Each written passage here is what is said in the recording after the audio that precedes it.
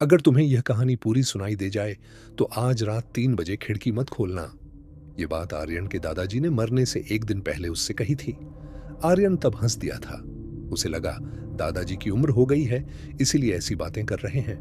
लेकिन अगले ही दिन दादाजी की मौत हो गई। समय बीतता गया। लगभग 1 साल बाद आर्यन को दादाजी की पुरानी डायरी मिली। उसके पहले पन्ने पर बड़े अक्षरों में लिखा था, जिस दिन यह डायरी पढ़ो उस रात 3 बजे चाहे कुछ भी हो जाए, खिड़की मत खोलना। आर्यन की उत्सुकता बढ़ गई। उसने पढ़ना शुरू किया। डायरी में लिखा था कि करीब 40 साल पहले दादाजी एक छोटे से गांव में स्कूल टीचर थे। गांव के बाहर एक सुनसान कुआं था, जिसके बारे में कहा जाता था कि वहां आधी रात के बाद किसी की आवाज सुनाई देती है। एक रात जिज्ञासा में दादाजी वहां गए। कुएं के अंदर से एक बच्चे की रोने की आवाज आ रही थी। बचाओ, मुझे बाहर निकालो। दादाजी ने नीचे झांका, लेकिन कुआं खाली था। तभी आवाज फिर आई, मैं नीचे नहीं हूं, मैं तुम्हारे पीछे हूं। दादाजी डरकर भाग गए। उस रात ठीक 3 बजे उनके कमरे की खिड़की पर दस्तक हुई।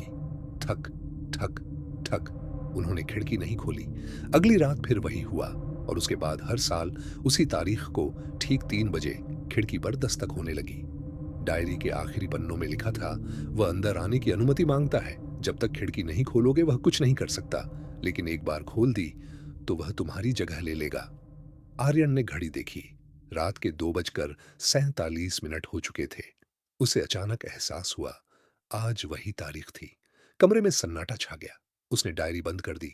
2 बजकर 58 मिनट, 2 बजकर 59 मिनट, फिर थक थक थक। खिड़की पर दस्तक हुई। आर्यन का गला सूख गया। वह बिस्तर पर जड़ हो गया। फिर एक बच्चे की आवाज आई, कृपया, बहुत ठंड लग रही है, बस एक बार खिड़की खोल दो। आवाज इतनी मासूम थी कि किसी का भी दिल पिघल जाए। लेकिन तभी आर्यन को डायरी की आखिरी लाइन याद आई। वह हमेशा बच्चे की आवाज में बात करता है। दस्तक तेज हो गई। थक थक थक। आर्यन, मुझे पता है तुम अंदर हो। आर्यन का दिल रुकने जैसा हो गया। उसने अपना नाम कभी डायरी में नहीं पढ़ा था। बाहर जो भी था उसे उसका नाम पता था। फिर अचानक आवाज बदल गई। अब वह उसके दादाजी की आवाज थी, बेटा, खिड़की खोलो। आर्यन की आंखें फैल गईं। डर मत, मैं हूं। उसके हाथ कांपने लगे। आवाज बिल्कुल दादाजी जैसी थी। एक पल के लिए वह खिड़की की ओर बढ़ा, लेकिन तभी उसकी नजर डायरी के आखिरी पन्ने पर पड़ी, जहां उसने पहले ध्यान नहीं दिया था। नीचे एक नई लाइन उभरी हुई थी, जैसे अभी अभी लिखी गई हो, अगर वह मेरी आवाज में आए तब तो बिल्कुल मत खोलना। आर्यन पीछे हट गया। दस्तक अचानक बंद हो गई। पूरा घर शांत हो गया। कुछ मिनट बीते, कुछ नहीं हुआ। आर्यन ने राहत की सांस ली। सुबह होने लगी थी। वह खिड़की के पास गया, बस यह देखने के लिए कि बाहर कौन था। लेकिन जैसे ही उसने पर्दा हटाया, उसके पैरों तले जमीन खिसक गई। खिड़की के बाहर मिट्टी में सिर्फ एक जोड़ी पैरों के निशान थे, जो घर की तरफ नहीं आ रहे थे। वे घर से दूर भी नहीं जा रहे थे। वे सीधे खिड़की के नीचे खत्म हो जाते थे, जैसे कोई पूरी रात वहां खड़ा रहा हो, बिना पैरों के हिले।